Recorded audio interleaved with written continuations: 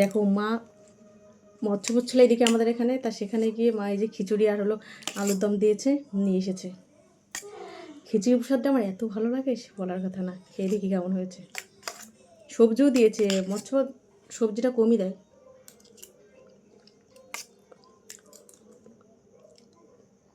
সেই হয়েছে। এই কথাটা আমি একজনকে বলতে চাই, রুহির মা। আমি রুহির মা বলে নাম রাখি। তোমাদের বাড়ির কাছে গান হচ্ছে, তুমি দুদিন থেকে গিয়ে খিচুড়ি প্রসাদ পেলে না, আর আমি না গিয়ে বাড়ি বসে খিচুড়ি পাচ্ছি। তার লাভটা কার হলো? আমার হলো। খাচ্ছি, তুমি একটু দেখো।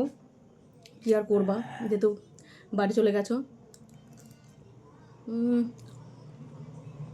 সেই স্বাদ মিস করছো, বলো কষ্ট হচ্ছে তোমার। এখান থেকে তুমি একটু খেয়ে নাও। নাও, তোমাকে দিচ্ছি, একটু খেয়ে নাও, অল্প করে একটু নাও। রুহির মা, কান্না করো না রুহির মা।